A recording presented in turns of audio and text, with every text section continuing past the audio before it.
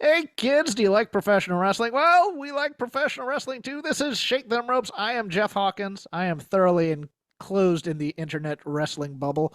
He is Chris Novembrino. He couldn't care less. It's not unfair. No, I have the draft on in the background here, the NFL draft, and Tony Khan wearing a neck brace, but it's one of those cheap foam ones type of a thing. He looks like Bill Murray from Wild Things. You remember that? Who does he have behind him? No, there's a TV behind him. Oh, he had a guy in that one video clip Oh you no, no, sent. no. Oh, you mean in that's his dad? That's Shad Khan. Okay. He looks like what's his name from Community?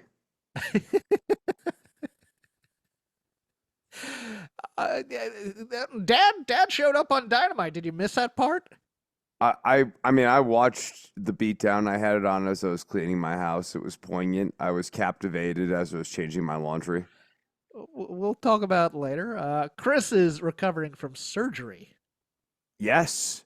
Yes. I went in and had a double, I believe it's pronounced murinjotomy yesterday, which means that both of my eardrums now have been perforated and have pressure equalization tubes in them. And It was a uh, problem in both ears. I thought it was only one.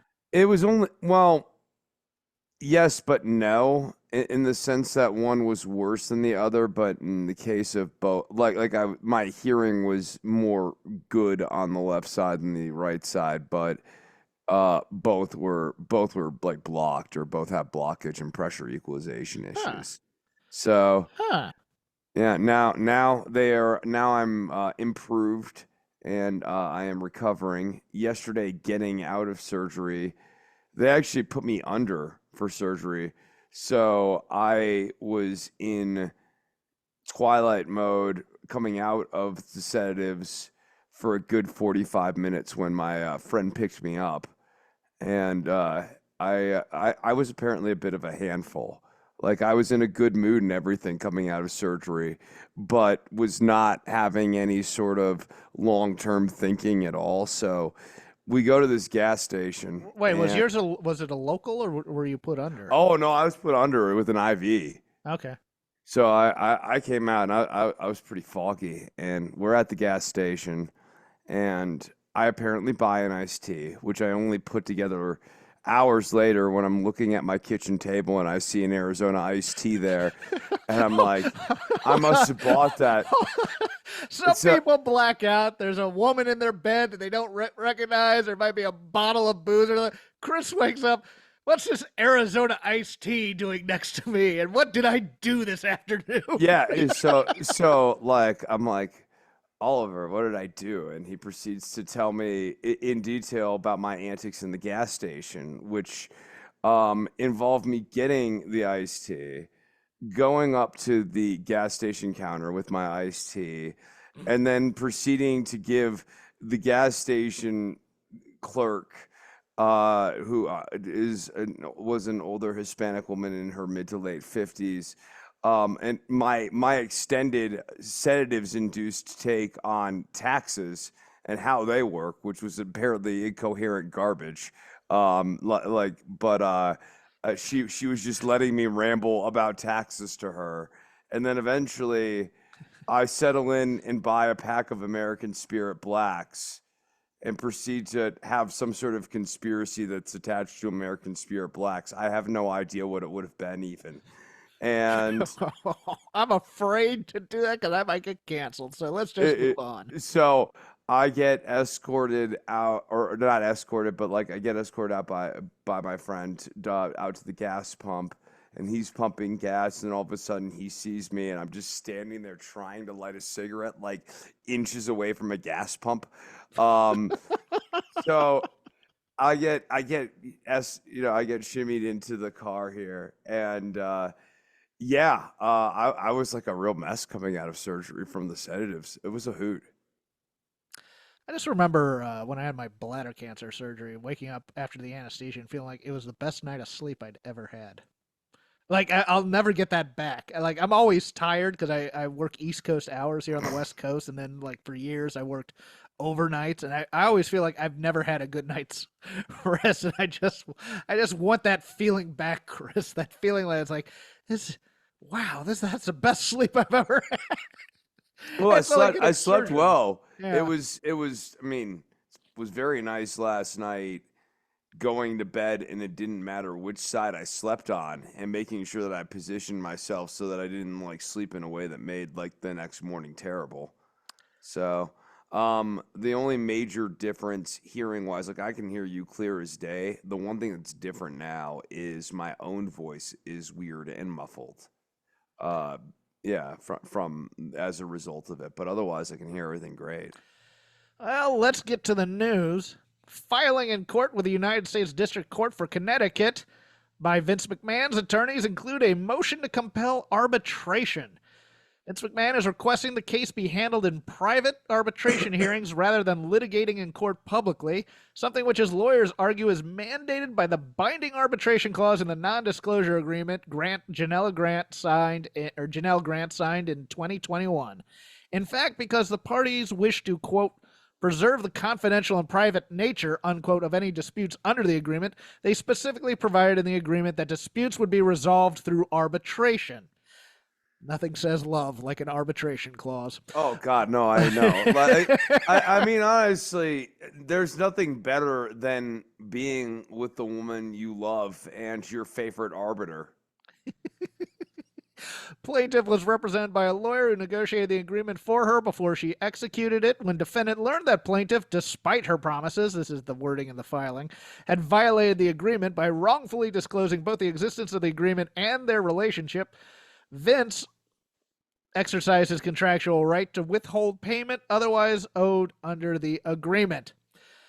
Chris, I am still of the opinion that Vince or somebody he knows leaked the name to one Brad Shepard, a high who the less said about Brad Shepard the better, because I could get in trouble for talking about him.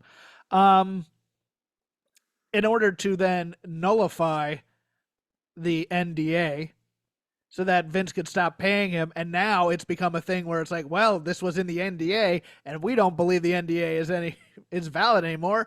Therefore, arbitration. If he wins the arbitration case, you are not going to hear a damn thing about any of this crap that was in the filing or what is true and what is not true. It's going to be amazing in some ways, Chris, and I don't mean that in a good way. No, I certainly do not want him to be able to, get this into arbitration. This should be litigated in an actual court. And I continue to just really hate the idea that you can draft a contract wherein you can do something that is by the letter of the law, both like national, state, local, etc., is illegal, and essentially handcuff them from being able to action upon that in a legal court. There's something deeply, deeply perverse and wrong about that paradigm. It should not be. Well, yeah, and it's funny because when the name was outed, in some ways, I believe the tweet, which has since been deleted, was something to the effect of, I have been told by sources within WWE that the name of the person in question is this. So it wasn't her that leaked it. I don't think Janelle Grant is going to the guy who was doing polls on best butt in the WWE and leaking, hey, did you know I was sleeping with Vince McMahon? This is the shady part to me. I think there's probably some stooge of Vince's that he goes, hey, I need a favor here, but I need plausible deniability. I'm speculating on that. And this whole thing I can't. If he gets to arbitration, that man is the most blessed man ever in terms of having just great lawyers who know law and can finagle this somehow. I hope Janelle Grant's attorney is good. I really do, because it's going to be hard to argue this unless they come up with that kind of logical conclusion that it wasn't her that leaked it. Because that's what they're basically having to having to fight against is saying, well, how did this get out? And it's a he said she said thing for the most part. Although I hope they have a screenshot of that tweet. That's all I'm saying. If they don't, I'll give them one. Anything else on this? No. Okay. I wish nothing but the worst for Vince McMahon. Same. WWE made some roster cuts late Friday night during SmackDown as it was airing live on the East Coast. Jinder Mahal, Veer, Sangha, Xia Li, Zion Quinn, Von Wagner, and Cameron Grimes all released. Also under the radar from last week, one I missed, Sid Scala, the former assistant to Johnny Saint on NXT UK, was still on the roster for some reason, even after getting what was the name of the Speaking Out. Thank you. No, I was about to say Me Too, but no, it was Speaking Out. For the most part, I guess according to a Fightful report, the cuts were the people they were looking to cut were people who had been with the company for more than 5 years who they did not believe would make it to a upper mid card to top tier card level of talent. How do you look at a person like Jinder Mahal and not think that this man could be a world champion? Well, all right. Let's take him out of the equation. There are 3 people on here I think you had something with, maybe 4 if you count Von Wagner. I thought Von Wagner over delivered in those segments. No. Von Wagner absolutely had found a personality, and it was endearing in a weird way. And him and Stone have a weird and endearing chemistry, and they missed the boat with that a little bit. They figured it out with them. If you just tell Veer's story, is Veer's the one who had the $1 million arm? The $1 million arm, yeah. Yeah, just tell that story about that, and you get some things about him. Sangha had a great character in NXT as a babyface before they turned him into random foreign heel of some sort. And Cameron Grimes, I mean, Trevor Lee was the hottest name on the independent circuit when he got picked up by NXT at that time. He was PWG champion when PWG meant something. He found himself a gimmick while there with To the Moon. Yeah, with the stock trading thing. Yep. And he gets brought up by Vince, and Vince sees nothing in him. I believe somebody in the company told me that Vince thinks he looks like a caveman. Like, all right, give him a caveman gimmick. That's why they made him shave. That's why they made him shave, and they shaved his body, and they shaved his hair and his beard, and then they just made him vanilla as hell. Probably hated his southern accent and the fact he was from North Carolina, because Vince hates both those things since he's from North Carolina. Yeah, that's a guy, and it's funny because according to him, I guess, somebody in upper management apparently said 5 days before he got cut, you're going to have a job here for life. Never believe your company. Never believe your company. I'm sorry. As an employee, I've never been fired. I've never been let go. I've never been cut, per se, in terms of in the corporate world. I have in the entertainment business. So you never believe anybody in that business anyways. But yeah, I mean, WWE was his dream. He's going to be fine because he's going to be hot on the indies. AEW will probably take a look at him. If they don't, TNA will probably bring him back. And if he does something with a gimmick or something that gets him hot, WWE may re-sign him because I believe Hunter really, really liked him. Although if he really, really liked him, why would he cut him? That's the question I have. Of the others, look, the only thing about Xia Li is that she could kick the crap out of you when she wasn't supposed to kick the crap out of you. I kind of wanted to see her and Julia from Stardom just stiff each other. Now Marigold, sorry. Zion Quinn was inexplicable. He was on NXT for a while, gets called up in the last draft, never gets put on television. Not once. And Von Wagner was in that draft too, if I recall. Von Wagner was never put on main roster TV either. He is someone who has been really killed by Solo Sikoa. Yes. Because he was getting pushed. Solo gets, ready and they start pushing him, and Solo's great, but boy, it felt like Zion, Quinn, and Solo Sikoa were the same character, and there's just no space for Quinn. Yeah. Interesting enough, do you know who Zion Quinn's wife is? No. Harley Cameron. Who is? She was the blonde from QTV. She's now with Soraya doing the.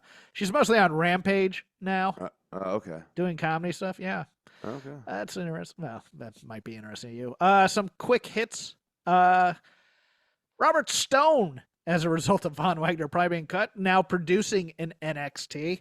Don't know if he's ever going to have a on-screen role again. I thought they might use him or bring him up to clown on Tony Khan. I thought that might be the move, but apparently they're not going to get that petty about it. Matt Hardy, reintroduced this week. He's now your TNA champ. Broken Matt Hardy. Steve Macklin re-signed with TNA. He was having a good run there. I'm kind of shocked he didn't test the waters somewhere else. And the Grizzled Young Veterans will debut on Collision. They've been doing stuff with TNA and on the Indies. They're also opening their own promotion called Burning Heart Pro Wrestling. Their first show will take place at Liverpool. As you know, Zach Gibson, Liverpool's #1. Olympia, Liverpool, England, on June 21st. Any of those, anything on that, wet your whistle? Boy, I mean, Zach Gibson could give AEW some serious charisma injection in a relatively short order. Like Gibson coming up and fighting with Swerve Strickland would be a good program. I don't think they're going to be sticking around. I think this might just be a one-off or a tryout. They may sign them after this. They are taking on the Acclaimed. And depending on which members of the Acclaimed are still able to work, because Max Caster said on X today that he was suspended, probably as a result of the rap he did in the pre-show, where he literally goes past the music and he starts freestyling, and it's the Max Caster of old, the homophobic tropes, etc., etc. This feels like an angle to me in some ways, maybe perhaps breaking up the Acclaimed eventually, but I think the Grizzled Young Veterans are good. There's rumors that the Motor City Machine Guns have signed with All Elite. I think the Grizzled Young Veterans would be a nice addition to their tag team roster, but it's a bloated roster. But I agree. Zach Gibson can talk. And that is a big, big deal in a company like AEW, even though I just watch for the matches, guys won't tell you that. I'm here to tell you, they need some personality in this roster, and Zach Gibson certainly is it. I agree with you. I am looking forward to seeing Max Caster go to inclusivity training on AEW television. He's going to call Zach Gibson a penis. I know he is. If he's on this TV show, he's going to say he looks like a penis. I could almost guarantee you that. That's a good burn. I wish I had came up with that. Matt, I mean, it's right there. Like, I didn't even see it. I'm so sorry. I thought of it. Broken Matt Hardy as TNA champion, though. Like, TNA had done some things under Scott D'Amore where they had a little bit of momentum. They didn't have AEW catching momentum, but you have Josh Alexander there. You have a good crew of wrestlers there. And this old, done with gimmick that is long past its expiration date. And to me, it's just they signed Matt so that when Jeff's contract runs out, we could do another dance in TNA with Jeff Hardy, who famously got drunk before a pay-per-view match with Sting. That was just the one time. This move baffles me to no end, Chris. Any thoughts on this or no? No. Yeah, hold on. You may say that the broken Matt Hardy gimmick, the character is a bit long in the tooth, and I'm not gonna fight you on that. That was 10 years ago, Jeff. Believe it or not, it's 24 now. The Matt Hardy stuff was back in 2014. But the thing about Matt Hardy as TNA champion, although the gimmick is a bit long in the tooth, the work's going to be there.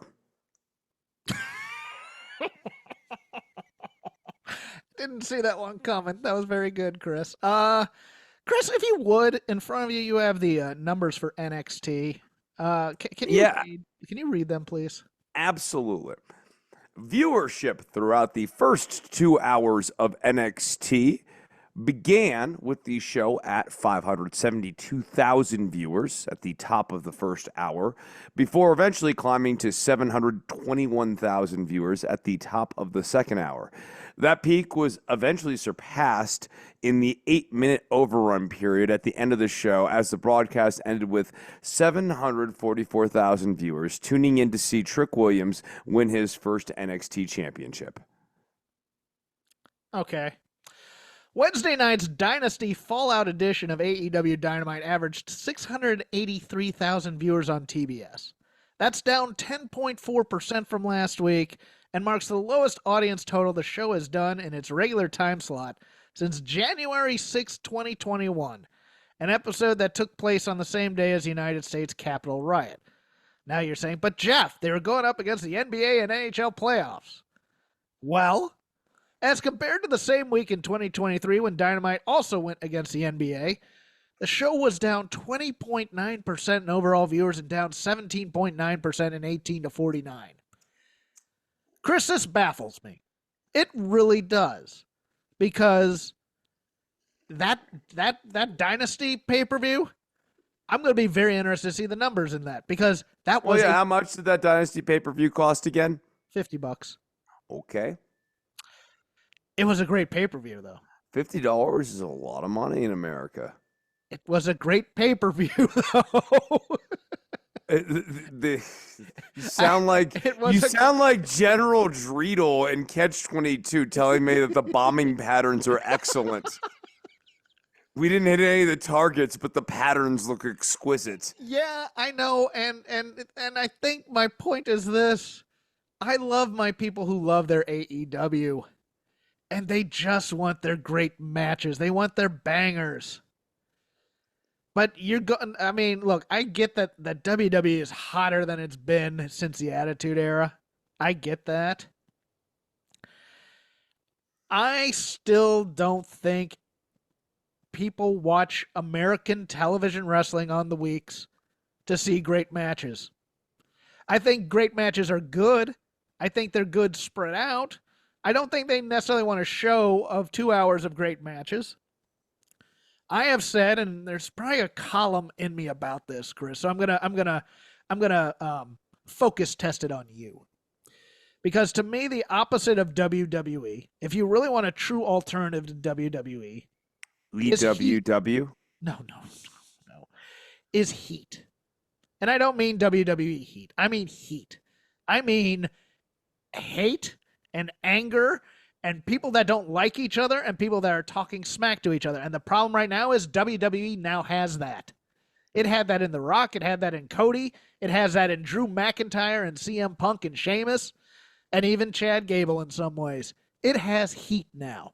And so it's going to be hard to have an alternative to WWE. And everybody will tell you, oh, well, it's about the good wrestling. WWE is quite good wrestling. It's not 5 stars, 6-star, classics. Don't get me wrong. But you save those for your pay-per-views and you do the build on the weekly television. And the problem is we're doing 4.5-star matches on TV to build to hopefully having 5-star matches, which isn't that much of a difference. I think people have been, if there is such a thing as casual fans, and I do believe there are such thing as casual fans. Number one, if there's only a certain amount of allotted time that you can watch wrestling, and if you have the choice between 3 hours on Monday, 2 hours on Wednesday, and then just the glut on Fridays and Saturdays, you're going to pick the hotter hand. You're going to pick the more popular product, I think. Or the thing that will, satisfy your wants in terms of heat and seeing people talk smack and, oh, this is entertaining me right now, versus just 2 guys having an athletic exhibition. That's very good. I think it's heat. I think that's the thing that people want. That's why TNA has never caught on. That's why Ring of Honor has never caught on. Everybody's thinking they want WWE light or wrestling as a vanilla competition where people shake hands and other things like that. No, the reason Samoa Joe was great and CM Punk were great in ROH and Jay Briscoe were great in ROH, that's because you believe their promos that they hated people. It's one of those things that just baffles me about the I just want good wrestling crowd in some ways, Chris. How did I do? Good, bad, ugly? I generally agree with that. Okay. I just don't. I'll write it out. I'll eventually get there, I think. It's one of those things where it's just like WWE is harder to make a counter program to, and I think even the project now of trying to come up with a counter program or a reverse or opposite of WWE is the wrong project. What a show like AEW needs to be doing if they're looking at what's up, what's wrong, is looking at this week to week television and asking themselves, is this a good 2 hour program? Like, you can have a bunch of parts, but if the parts don't actually fit together well and result in a pleasant arrangement, then it's not that engaging of a formula. I think one of the problems for AEW right now is that these well-worked matches are also like 20-something minutes. yes. In some cases, it makes my job a lot easier as a reviewer, because if it's a match where the 2 component parts or the 4 component parts are nothing new under the sun, I can move along and save 20 minutes of my watch time. But I don't think that makes for a good television show. Raw used to have that problem. AEW now has that problem much more often. Yeah, Raw still suffers for me for like the 20-minute talking segment at the beginning. I'm not always a big fan of that, but it at least sets the table. We'll get to that in a moment. And just the talking has gotten better on WWE that's television. true. Everybody just sounds like a human much more often now. We'll also get to that on AEW television. Mercedes. But that's the end of the news. We'll get now to the lazy river of wrestling criticism. Whatever we watched, whatever we had time for, there is a lot of wrestling on television. We get to most of it. Chris has not had time to watch AEW Dynasty just yet. I did. I watched it live. I also did a post show over on the Fight Game Media Network. You hit him with some takes here. This will give me a chance to reload my bong.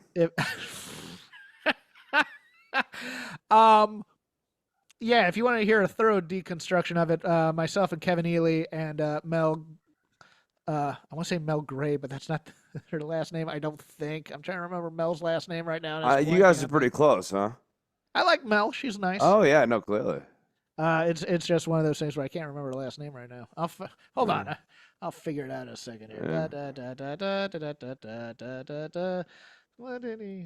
So you guys can actually, if you're watching. No, it's Mel Gray. I was right. Okay, I thought Mel Gray was a kick returner. Who was in Williamsburg at one time. Anyways, as I told Chris, if I'm judging pay-per-views, and I haven't liked a lot of AEW pay-per-views in terms of, like, I've felt at times like the early pay-per-views to me overstayed their welcome, like it was a jam band concert. And the string cheese incident decided to go into their third solo or whatever. All Out, or not All Out, Full Gear 2 years ago, I think, may have been their best pay-per-view. Trying to remember offhand. Maybe I'm thinking All Out from 2 years ago. I think this one, from top to bottom, didn't have a single clunker in it. There are other pay-per-views like Revolution. The Sting match was such a higher high, but there were lower lows on that show, so they evened out. This one, every match kind of did what it was supposed to do, for the most part, and you didn't really have a clunker in it. Some people will say Jericho and Hook might have been a bit of a clunker, but it did what it was supposed to do. Chris Jericho, Hook being defiant and throwing up the double deuce while Chris Jericho hits him with a bat for the FTW championship. And Taz this week on commentary saying that he was very annoyed with Chris Jericho really brought it home for me. There are some who are prisoner of the moment, in my opinion, saying Will Ospreay and Bryan Danielson is the best wrestling match ever. I won't disagree with those who want to have that take, because for that style, it was probably the best type of that indie match where you're doing a lot of moves and a lot of high-risk moves. very choreographed, very, that kind of work. It was very good. I still have a problem with people giving more than 5 stars for a match. Because I think it's one of those things, especially if you give something like this a 6.5 star type thing. Back in the day when Flair and Steamboat were getting 5 stars or 6 stars, even like Terry Funk on commentary, I was reminded on this week by Garrett Gonzalez on his show. It's like Terry Funk was on commentary for one of those matches and going, these guys are going at a breakneck pace where most other guys couldn't do. That's what Danielson and Ospreay really was. And in 20 or 30 years, there are going to be guys who are better than Ospreay and Danielson. And so you can't give them 8 stars. That's why I like 5 stars. It was a perfect match. And then you can argue over time and other things like that. But yes, it was a fantastic match. I personally, I kind of check out of these types of matches because I'm waiting for the first pinfall kick out at 2, the big one, and then it gets going. But I really enjoyed it. I'm not going to say I didn't enjoy it. Roddy Strong and Kyle O'Reilly was the most Roddy Strong and Kyle O'Reilly match you'll ever see. If you watched it in NXT, if you watched it in Ring of Honor, if you watched it elsewhere, you did. It drove me nuts, though, that Roderick Strong worked on Kyle O'Reilly's back for 11 minutes, and Kyle O'Reilly didn't sell his back once. I was blown away by that. Okada and Pac started the main show. I won't go over the pre-show because there's not much in there, to be honest with you, for me. But Okada and Pac was a pretty damn great match to start things off with, to the point where I didn't even notice that the size differential, because Okada's 6'5", Pac's like 5'7" at most. Okada is doing the most old school heel stuff you'll ever see. He's denying you the signature moves. He's kind of stalling, kind of going in slow motion a little bit, but he's still Okada. And I just, he did this thing, Chris, where, instead of doing the Rainmaker pose, he went down and then he gave them the middle finger, and then he started walking around the ring. Like, I don't know if you ever saw the Triumph the Insult Comic Dog sketch where he goes down to the Star Wars premiere, and then the guy dressed as Spock comes in, throwing up the middle finger. He was doing exactly that to the rest of the crowd at Dynasty. Look, House of Black versus Copeland, Kingston, Briscoe. This should have been the bunkhouse match. Screw that one on Collision, which was very good, but I didn't see the reason for it between the BCC and Fletcher and Hobbs. I mean, but it was a good match. I love Kingston getting so mad that he starts tripping over himself, and Mark Briscoe almost corpses to death. But it was a good match. Willow versus Julia Hart, short match, did what it needed to do. I was shocked at how short it went as well. It went only 6 minutes. First power bomb by Willow, pinfall, 1, 2, 3. My favorite match up until that point, because I've talked about all the others, I really loved at least the first 3/4 of Tony Storm versus Thunder Rosa. It was worked like a 1980s NWA match to me, because every punch felt like they were really punching each other. They were stiff with each other. They were trying to win a fight. And I absolutely adored that. I did not care necessarily for the Deonna Purrazzo coming in to attack Luther type of stuff, because it just, the Thunder Rosa Deonna Purrazzo feud over, I don't want your help even though I'm getting screwed in this match type thing. It's one of the worst feuds you can have in a wrestling company, and it only hurts Thunder Rosa. But Thunder Rosa and Tony Storm both had massive promos going into this match. They both aired on Collisions, which I know Chris doesn't necessarily have the time to watch, and it's a shame because it's the B show. They should be putting this on the A show, but they played a lot of at least the Tony Storm promo during the pre-show and in the pre-match for this. Ospreay Danielson, again, sublime. And if you are a fan of modern indie style, they did a move where Danielson hits the knee as Ospreay's trying to do the Os cutter, and boy, he tagged him, but boy, it was spectacular stuff. Go out of your ways to watch if you didn't. It's 32 minutes and 40 seconds of two of the best doing it. I would have liked a little bit of more intensity in terms of the emotion getting to a second thing or the brutality getting up there. It really didn't. It was a dream match. Both guys were being very friendly with one another. Okay, that's what you get. The Bucks and Dax Harwood and Cash Wheeler had to follow that. And the crowd was kind of quiet for them until it started going. And then once it started going, they were into this. Cash Wheeler was doing his flippy guy routine again in the middle of this hardcore match, and they beat the snot out of one another with these ladders. All props to the Jackson brothers. They were taking bumps on these ladders. For guys their age, they're going to be crippled probably in their 40s. It was something. Yeah, and then of course the Jungle Boy comes back, makes his return as a masked Sting type figure who pushes down the ladder. They unmask him. They had the perfect camera angle for it. It was pretty great. And then Swerve Strickland, as expected, beating Samoa Joe by pinfall. My only qualm with this one, Swerve Strickland needs a new finisher. And because that stomp off the top rope, whatever he calls it, the guy just has to stay there too long and kind of act woozy. And he really milked it for this pay-per-view one. But they wanted to do this. They made a huge deal out of him being the first black champion in AEW. And now, Chris, we get to the rest of this story, and I think we should start with Dynamite because it baffled me. Absolutely baffled. To hear you tell me about the pay-per-view, having watched Dynamite, the disconnect is pretty jarring. Dynamite opens up not having Swerve Strickland do a promo. Yes, you're stealing my thunder here a little bit, but I could not. You crown a new champion, and you don't open with that new champion, especially a babyface champion, especially one you are pushing as a historical champion, coming out to at least thank the fans for their support, blah, blah, blah. He can get interrupted by Kyle Fletcher if you want to do that match later. But no, we open with Trent Beretta headlining the C show this week. This mid-card angle with the best friends, throwing Orange Cassidy out so we can play Jane, and giving Chuck his choice and whatever. This angle could have waited till the second hour. No,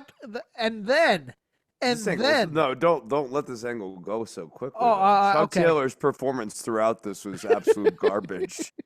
To end this, the line that really got me was, "I always knew you were a piece of shit," which for guys who are best friends, that ends up being a weird sort of self-own. But Chris, this was a callback to being the Elite, where he said his dream was to be able to say the S word on TV. Yay, we paid off the long-term storytelling of the social media show. Yeah, and then we follow that up with IWGP champion Jon Moxley cutting a promo. So we are now telling you that the mid-card feud with the best friends and the IWGP champion, a belt that isn't even part of this company per se. Like, Willow got to have a moment in her thing. Moxley gets to have a moment. Swerve gets to have an agonizingly long match against Kyle Fletcher, who you know he's going to beat. Yes.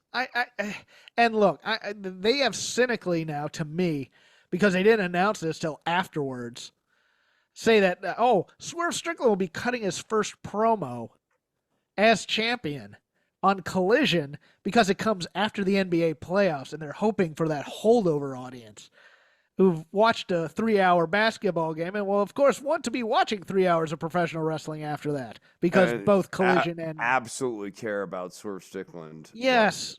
It's a cynical move for the basketball audience. Let's put it that way, I think, in some ways. I don't know if it'll work. If it works, I will do a complete mea culpa. Complete. But to me, if you switch your title on a pay-per-view, on your A show, you should be opening with your champion. Period. That's it. And then to put, and it's just a useless, it's a title eliminator match against Kyle Fletcher. Who, he's ROH TV champion. Yes, he's a TV champion for a company that doesn't have TV. You're forgetting something else, though. And he's 6'5". He looks like Will Ospreay. Yes. It's foreshadowing. No, it's not foreshadowing, Chris. It can't be foreshadowing. Oh, that's not foreshadowing. Well, not yet. It's called long-term storytelling. They're doing it. It's a stunt double. Well, then why do you put him in the match? Why would you put Will in the match for the international title, which they did later that night as a surprise? Because they realize you can't take the title off of Swerve at all in Wembley, which is where he should be winning the title. Your biggest star, your biggest free agent signing. It's called, again, to invoke movies, a twist, or other people call it a swerve. Get it? See, like it's a fake out. They're faking you out. No, I get it. We're gonna push the split of at least Will Ospreay from the Callis family. But why are we using Swerve Strickland to do that right now? I guess, well, because you're going to have Will and Swerve eventually. Yeah, but you can't have that for All In, I don't think. I don't think you can do that for All In. I hope they don't do that for All In. It'd be a mistake because Swerve will get booed out of the building in England against Will Ospreay. But my thinking is they may put Callis with the Elite. I think the entire, with all three guys, basically, or with everybody except Ospreay losing in the Callis family. I think Takeshita's going to lose to Moxley because they set that up for an IWGP title match. I think Callis decides the hell with this. I'm going with winners, and he jumps to the Elite. I don't know, but it just all of this first half of the first hour was just baffling to me, Chris. And I have talked enough. It is your turn to respond.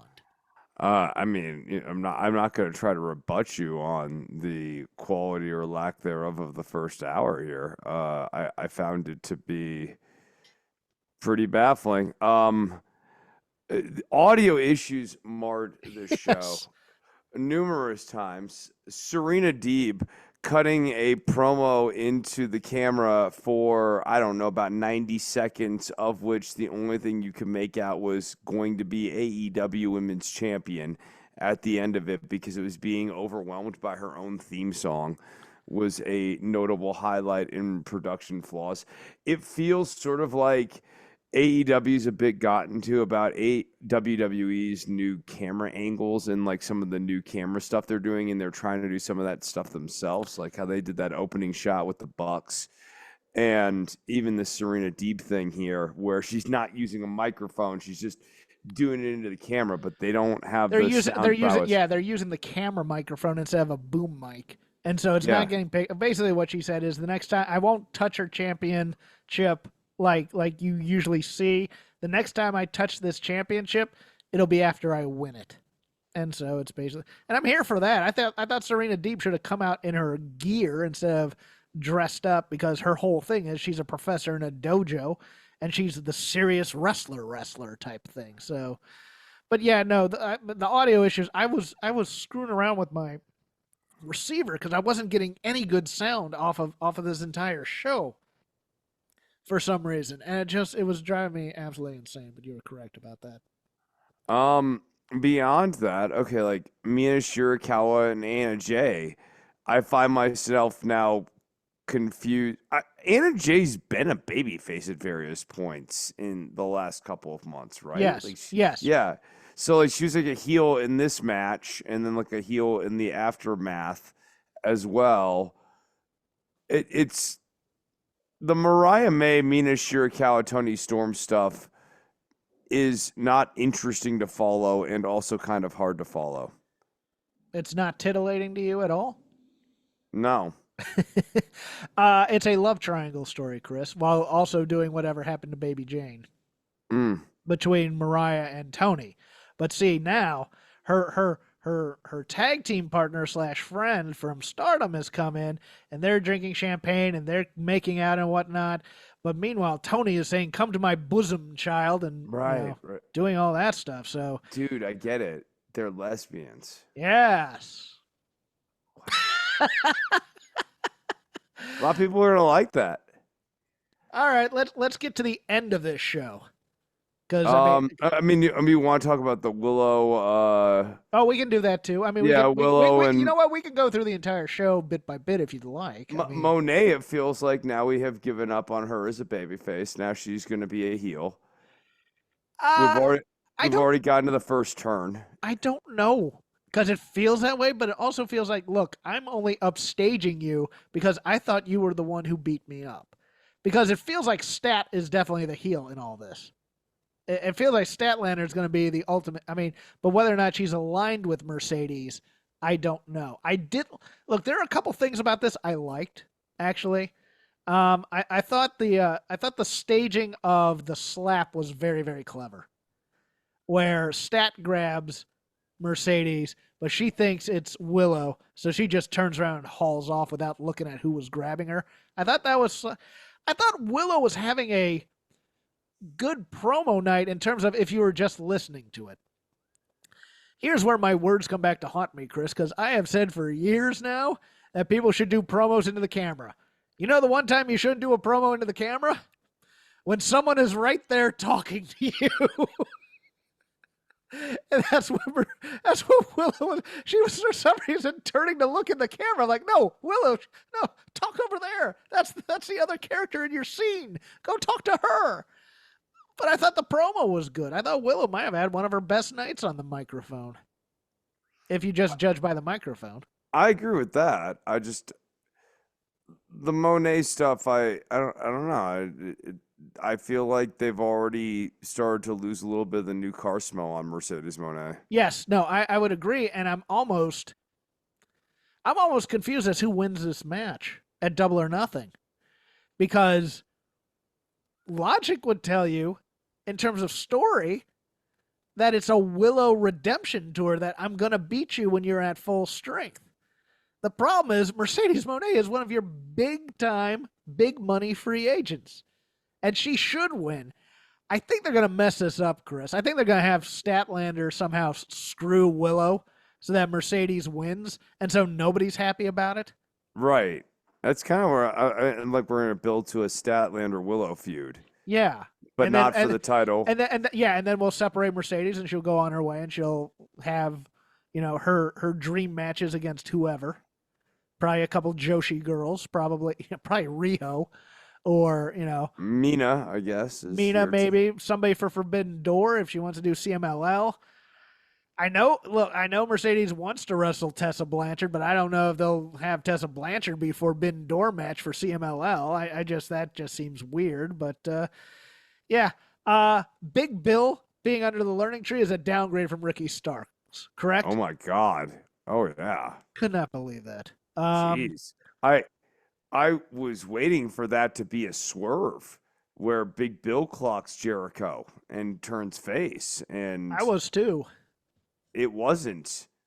And and it's terrible now. No, it made the whole scene really bad. I thought he was just laying it on thick, and then we got to the end, and he wasn't laying it on thick at all. Okay, you had the same reaction I did. I go, this is so disingenuous. How could he be meaning any? And then it's like, no, he's really okay, huh? What? Yeah. Should we get to the end, or do you have something else? Okay, yeah, let's go to the end here. Oh my! Oh well, because Hobbs got hurt during his match, so it's like yeah, you can't really. I don't have an update on his knee, but it looks like he injured his knee in that main event match against Mox. And then we get at the end of the night, Jungle Boy and Tony Khan in the ring together, and then the EVPs. And Kazuchika Okada do a Meltzer driver, now probably known as a Tony driver, on one. First, Perry hugs him, gives him that smile, and then punches him with the microphone in the stomach. And Tony acts like he's been punched in the face and is knocked out. Hilarious. The EVPs and Okada come in. They tease the BTE trigger. They tease the trigger, EVP and then they trigger, and then they do this. And yes, they give him a Meltzer driver. I like to think of it as a power con. One of them rips his pants, which is very funny. And all the baby faces empty the locker room because you hurt our boss, including Shad Khan coming in to check on. Look what they did to my boy, type of a thing. This is all set up by a meeting in the locker room or in Tony Khan's office when we know Tony Khan's in Gorilla because we had the Young Bucks in Gorilla last week, which is amazing in its own right in terms of losing continuity from week to week. But nevertheless, I think we're getting Tony Khan as an on-screen character in some way. We crossed a lot. This is the big thing. The big thing about this show is this is the first week we've turned Tony Khan into an on-screen character. Is this, God help us, is this Kevin Nash power bombing Eric Bischoff? I hope not. To lead to then Bischoff joining the NWO. My thought is because Kenny Omega's on in Winnipeg, if he's still technically an EVP, he gets made acting president because he's nowhere near healthy enough to compete until he gets his surgery. I could see that happening. I just don't want a lot of Tony Khan on here, and I don't really want. Well, I certainly don't want like Team Tony. I don't want to be rooting for Tony Khan. That's going to be anarchy. I think that's going to be. I think that's going to be anarchy in the arena. I think that is. I think they're going to do anarchy in the arena, double or nothing.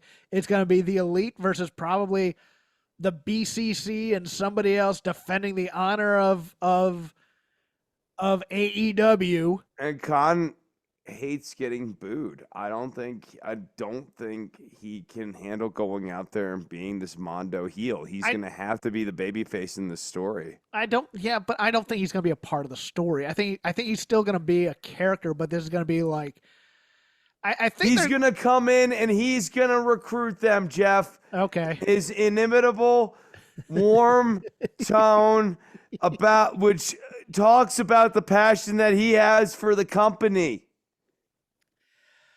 I think they're going for Ric Flair defending the honor of David Crockett after Nikita Koloff sickled him. But I don't think they're going to get anywhere near that because Tony Khan is not a sympathetic character to me. Yeah, and look, here's what bugged me about it, to be honest with you. Tony Khan eyes. We just played the CM Punk footage, correct? And we played the power CM Punk, quote unquote. I mean, there was another part apparently somewhere else, but CM Punk went back there and screamed at Tony Khan, and Tony Khan came out. I feared for my life that night, et cetera, et cetera. And now we're doing a kayfabe angle where he gets killed by his executive vice presidents. And he's stronger than yesterday, like that Britney Spears song. There was a point where this man was once scared for his life, and I mean, I obviously like to have what happened to him on Wednesday in front of millions on live TV. That was really dangerous, and the man walked. Maybe he did one of those coal walking seminars. Well, it wasn't millions. We saw the numbers. Okay. But, nearly approaching 800,000, pal. And it's like, you know, almost 700,000. I just think the Bucks are listening to Cornette, and they decide, oh, we can't do this. This is death. This is stupid. Let's go even harder into it. Didn't we refer to Jericho as a vortex last week on the show? Yes, we did. I heard him refer to himself as a vortex this week on AEW. Did you? Yes. He referred to it as a vortex. Huh. I'm just saying. It was very weird. Because I was like, I called it the vortex of suck last week, right? Yes, you did. Yeah. And Jericho then referred to himself as the vortex, like to step into the Jericho vortex. Yeah. Yeah. And I don't like disingenuous babyface as a character for Chris. especially. It's just he's playing Punk. I get it, but at the same or doing his own twist on it. But back to Tony Khan. The less Tony Khan is on TV, the better. I know he wants to take credit that this is all his, but it's just I don't know, Chris. I get some people like this, and some people are looking forward to it. And I actually do like Jack Perry being with the Elite. I think, the Oh, I guy mean, coming in suits and stuff he's like that. way better at being Adam Cole than Adam Cole is, and it's Yes, great because if you actually speed up the playback on the Jack Perry promo, it sounds like an Adam Cole promo. you're kind of right on that. Do it. No, I was watching the show on like a faster speed, and he's basically doing an Adam Cole promo. Huh. I mean, I think it's going to work out for Jack Perry in some ways. I mean, we're going to really just, because the Bucks are basically going to be in control of his creative for the most part and really trying to hype it up. But I don't know, man. If this becomes about corporate fealty and your loyalty because they are so gotten to by WWE that they just want to prove their love to the fans of AEW, I don't know. I'm gonna be snarking on it pretty hard, and the people who like AEW are gonna love it. I'm gonna be interested to see the ratings. That's all I'm saying. I mean, everyone during the WCW versus NWO feud was rooting for WCW, so this ultimately proved to be really good for the WCW brand writ large. Oh. It's the Elite versus Christopher Daniels and Matt Sydal this week. And they'll be booking those types of matches. You know what? They could literally next week come on screen and say, it is now all Elite Wrestling. It's going to be nothing but the Elite. Because the president of the company is not here. And that's when Kenny's going to come out and go, no.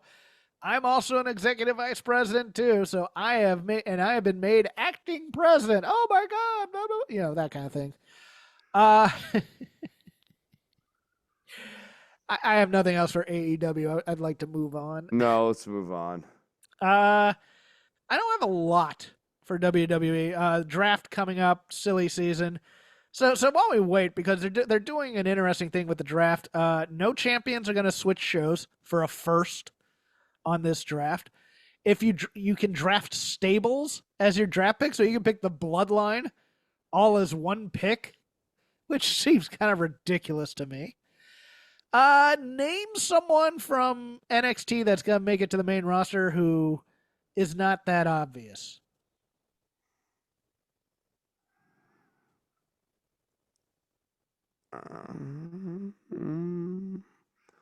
I don't think they're gonna call. They're not calling up Regal's kid yet or anything. No, I'm thinking it's gonna be on the women's side. I think they're calling up Fallon Henley.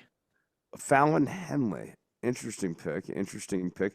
I could see JC Jane getting called. I could see JC. I could also see Kiana James possibly. Yeah, because she has the character. I think like Fallon Henley is ready for the main roster. Yes, that's true too. Now, coincidentally, pick somebody from the main roster who you think's going to NXT. Who's going to NXT? Who needs a little bit of rehabby love? Akira Tozawa. Okay, that's not a bad one because I think they're eventually going to split Tozawa and Otis from Alpha Academy, and they're going to bring in the Creeds with Chad Gable as a heel stable. I think that's the goal eventually. Yeah. The Creeds and like Ivy Nile, like he's going to replace those three with three people who aren't losers, or make them go up head to head, and the winners get to be in Alpha Academy. It's going to be the Creeds. So, as the heel stable type of thing. I think Tozawa's a pretty good pick. I was thinking Nakamura to help Julia acclimate better to the States, but Tozawa wouldn't be the worst one either in that realm. I think Nikki Cross is ending up back in NXT. She's not even on this roster. Her and Valhalla are not on the roster, so I thought they might have been cut, but I haven't heard anything about that. But I think Nikki Cross may end up back in NXT as the veteran woman in there for a while. Sure. She would be a fun feud for Roxanne Perez. She just two very tiny women going at each other. Yeah, I would agree with that. I didn't watch. I kind of watched here and there. I kind of nitpicked, not nitpicked, by I kind of nibbled at a lot of stuff. I really liked the Gable promo this week. I loved the Sheamus and Drew stuff because it feels like that natural progression of here's the friend who's going to do the intervention for the guy who's being a jerk, and it's not going to work, and you know it's not going to work, and then the jerk starts saying things that he probably has always been kind of holding back that he could never say when they were really friends, type of a thing. I enjoyed that. I did not enjoy the breakup of Imperium because I like Imperium as a unit, and I don't think Giovanni Vinci without the crew. Well, he is a fantastic wrestler, and to me, he has outkicked his coverage on this roster. I mean, maybe he's a good. He He's a might good go to sleeper call. NXT. Yeah. And try and do the model gimmick again that they had him doing before they put him in Imperium. Remember that? Maybe that, or maybe just have him be like essentially a mini version of Cesaro for Trick Williams to go up against. That wouldn't be the worst thing either. Yeah, he makes Trick look great. Anything for you for WWE? Go ahead. Sure. I thought that the women's three-way match, while a foregone conclusion match, was good. I was actually surprised by the amount of like crowd engagement for Tatum Paxley in the finish. Yes. People really like Paxley. People are into this Paxley character. I was surprised Roxanne kept the belt because I thought for sure she was earmarked to go up. Yeah, also surprising too. I wonder what the hesitation is there because she's a great wrestler. It might be the size? Maybe it's a health thing, and they just want to see if she's got the health. Or the very infamous creative has nothing for her because they look at her and they go, "Well, she's tiny and she's a good wrestler, but we don't want her to beat anybody right now, and we don't want her to get beat, so we'll keep her in NXT as the champion," type of a thing. Then you had the No Quarter Catch crew lose to the D'Angelo family in a story I still don't understand what the hell they're trying to tell here. Like, I'm still very confused by who are the good guys and who are the bad guys in this. We're just trying to get to a Heritage Championship match. I think the story here is the No Quarter Catch crew wanted Drew Gulak to be killed. But they didn't want to pay for it because the family should have done it because Drew Gulak is such a horrible human being. Right. That they should have, and such a blemish on wrestling, which seems a little strong. He needs to work on handshakes. That he needed to be killed for free for the benefit of the business, and you charging us for this is wrong. I think that's the feud, which is preposterous. Right. No one's good here because it's like, oh, those guys want their money. Normally, if that was the deal and it was a normal business, like let's say Tony D'Angelo taught guitar lessons, it would make sense that Tony would want the guitar lessons to be paid for. But his business is killing people. And so it's less noble for that reason. Well, see, in your business, if this were a guitar, the guy would be saying, well, you should teach me for free because I have so much potential as a musician.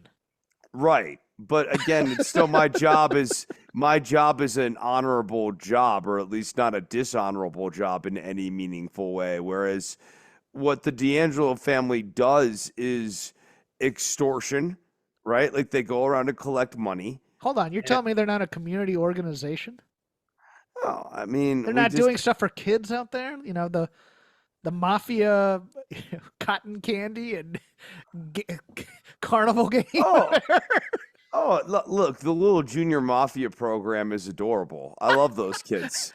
Little third graders in zoot suits and Tommy guns. Oh God, I wish nothing for the best for those kids. I hope their dreams take wing, and I hope those little birds fly far with those dreams. It's so weird that wrestling is based on carny mentality, and we can't get criminals right inside this carny world. No, so I mean, I think your understanding of the story is correct, and that's my understanding of the story too. And what this is going to build to is because they didn't pay for this, they're like the D'Angelo family's going to want the cup as payment. Yes, and that's going to be the match. Will they pawn the cup? Noam Dar would be very upset if they won the cup. I just still don't understand how the D'Angelo family in any way, shape, or form are like faces in this. Because like even Tony wanting the cup, like he's not even wanting it to because he cares about like heritage wrestling or anything like that. He's just gonna want the cup because he wants payment. How He's is not. This is the exact wrong belt for this guy to be wanting to win. It's the exact opposite of a normal belt in that sense. It's all about heritage and tradition and caring about like the sanctity of the sport. I'm more shocked that there's not another mafia family that has taken out this family for putting all their business on television. I Oh mean, yeah. when you think about it, every single move these dopes make is being filmed on camera. This I should be a mean, you Donnie Brasco situation or right, something. yeah. Tony really misunderstands the way crime families work, right? Like he's like the boss of this local territory, but he's not like the boss. He's a weak boss. He shows weakness. Oh, I don't want to cheat with the brass knuckles. I want to be the honorable thief. Like, he'd be whacked in a minute. They have no idea what the hell they're doing with this Tony D'Angelo character, and it's so obvious that this mafia gimmick has not been some sort of creative font. No, It's just been a lazy way it's of making a stable. it's the Brian Keith is a bounty hunter of NXT gimmicks. He never really collects any bounties in AEW. He's a guy that's a bounty hunter. And that's all we know about him. Same with the D'Angelo family. They're a bunch of mafiosos, but instead of being an actual mob family, they decided to turn to wrestling instead of crime. And then they don't really ever behave crimey. Like Stax is supposed to be the dirty hand of D'Angelo. Like he should obviously be a heel. He should be like the Arn Anderson enforcer type, the unlikable one. And he's instead always like sympathetic and always like taking a bullet and always like This is the worst mafia family ever. they really suck as a mafia family in terms of writing. Hey, Uh, Tartaglia might have been a pimp, but he was at least effective as a member of the five families. so what else happened in here? Lola Vice has Shayna Baszler. Thank Jiminy. At least they've got something to sort of serious her up a little bit. Shayna may end up in NXT, and I think Shayna and Lola Vice might slap. Yeah, Because they both have MMA backgrounds, so it's like put them in NXT Underground and let them go. let them be a tag team and then break up, and then they have like a singles feud, and it's gonna be awesome. And they're eventually going to do NXT Underground because if you recall, the WWE lent Shayna Baszler to do Josh Barnett's Bloodsport, which is basically the same thing as the Raw Underground, NXT Underground stuff. It's a worked MMA fight for the most part. So I think they want to get more of that on TV because they really liked it. And Charlie Dempsey also did Bloodsport because he was talking about it on NXT. Okay, cool. So, and then other than that, Lexus King had a perplexing match against Baron Corbin that was not so much good as it was long. I was just like, all right, cool. This is going on and on. We're getting rid of Baron Corbin to go back up to the main roster. I would assume that's great. I don't think we are. I think that's a fake out because I think the basket was like a fake, like Lexus King thinking this was over too soon. Well, I mean, but I think the whole point of that was that Lexus King can't win a match clean. He has to cheat. So it's like, well, that's it for that. And now I've got rid of him type of a thing. I don't understand the Lexus King build at all. It was starting off fairly strong, and now it's just kind of like he's a guy, but they're never going to give him a strong win. Right. And especially to go up against Trick Williams, he really needs to be winning matches that you wish he wasn't winning, and like he's doing it clean, which makes you feel even grosser about it. Yeah, it's one of those things where it's like we've underestimated this guy. He's a flake and he's a jerk and he's a liar and all that, but when he gets in the ring, he can actually wrestle.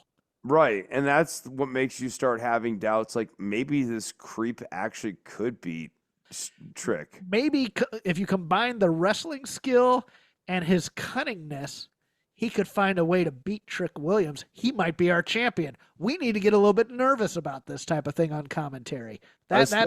Especially with a really good win in that vein against Dragunov. Yeah. Like, the headline of this show, Ilya loses the belt here to Trick Williams, thus ending one of the best and most consistent title reigns that this company has ever had for any champion, from match to match to match to match. Dragunov always was at just this. I'm not saying it's the best title reign ever. I'm saying that it might be the most consistent one in terms of quality. There's just no duds in the Dragunov catalog of title defenses here, really. I think you have to give bonus points to Dragunov's title run because he was mostly working with actual recruits who came through the PC, as opposed to, say, like, to me, one of the better the better reigns I'm thinking of, Samoa Joe was really good. Johnny Gargano's title reign was really good. But look at the quality of opponents he was facing. When you're facing, Andrade, or you're facing, Nakamura and guys of that stature versus, and no offense to them, but yeah. Ilya's carrying all of these matches. Yes. These are great matches that he is the architect of. Yes. And they're always at this consistent quality, and he just really commits his body to the performance every single time. This is not this title loss was not his best match even in this title reign. But I just thought, again, when he's doing those H-bombs from the top, they look sharp, they look stiff, they look convincing. You believe what he does. And yeah, I just tip my cap to him. It was a real pleasure watching this title run. I'll be interested to see how they present him on the main roster. Me too. Because you could go very wrong very quick, as we saw in NXT UK. Yes. But then you could do the NXT thing. You could conceivably make him the third member of Imperium, and eventually he turns on them. I mean, that's a story you could do, as opposed to just going directly to Walter. Because everybody's going, oh man, he'll go up there and the first guy he should face is Walter or Gunther. I'm like, no, sir. You build that fed. You build that. Yeah. And if anything, what I would do is I'd be building to Ilya versus Sammy. And that's a hell of a match. Yes, and I would have Ilya's path involve beating Gunther, so that we see that, like, he has also beaten Gunther. So it's the two men who have beaten Gunther squaring off at let's say, I don't know. But with Series. the added thing of that Ilya's not afraid of Gunther like Sammy was. He was right. And then you play into that. Yes, and like, actually, you could have Gunther take like a surprise, like, sort of blowout loss there. Yeah. Just that Ilya's like white hot and just kind of. I mean, I'd actually, how do you debut him? I'd have Ilya Dragunov come up, and I'd put him on a Goldberg streak. I'd have him come up, and no one beats him, and he is cruising to his match against Sami Zayn undefeated. Okay. And it's Sami Zayn versus the undefeated Russian. You want to keep the Rocky story going? You have that. Yeah, you get to tap into that a little bit, but that's what I would do. I'd have Ilya come in there. I mean, you got to make sure you protect the booking and everything around him, and that sometimes means keeping him off of shows. But I'd have Ilya come out there, and he's just beating everybody. Every one of his singles matches, he's on a streak. Let's end it there. That's a good place to end. This has been Shake Them Ropes. You can follow me at CrapGame13. You can follow Chris on Instagram at DOCTOR_NOV. If you just want to follow the show, it's at Shake Them Ropes on Twitter as well. We are part of the Voices of Wrestling podcasting network. Please listen to all our shows. If you don't like this one, there's others out there that you would like. Yeah, they're called bad shows because they're dumb. Yeah, no. Yeah. I also do a show on Fight Game Media called The Dynamite Show. We go on live on YouTube about 20 minutes afterwards. And then it drops in your podcatchers at the next day. Myself and Paul Fontaine doing a thorough deconstruction of that night's Dynamite show. I forgot to plug our donation thing. If you go on Red Circle, please click the thing. We don't make any money on this because we don't have any advertisers. We're kind of doing this gratis right now. I'd like a little bit of a payout at the end of the quarter. Chris also has other things that he's doing. He'll let you know about them now. Yeah. Starting tomorrow morning, I am back at my regular job at the mountain. I will be. Plugging your job. It's super exciting. Yeah. No. This is an exciting project I've been working on, Jeff, recently. Yeah. No. I'm By the very way, excited. I'll be at work tomorrow also if anybody wants to reach No, me at I'm really software excited. testing. I'm excited to talk about that. Like, my job is fun though, right? Like I'm on a mountain. You like do computer beep bop boop bop nerd shit. I also teach guitar lessons, and follow me on Instagram at DOCTOR_NOV for guitar, bass, music theory lessons and stuff like that. I'm now able to get back to that because of the years thing. And then I will be playing at the mountain on May 18th if you guys want to come out. It's also bring your dog to the mountain day if you're in the Albuquerque area. So that's exciting. Bebop boobop. Okay. Nerd shit.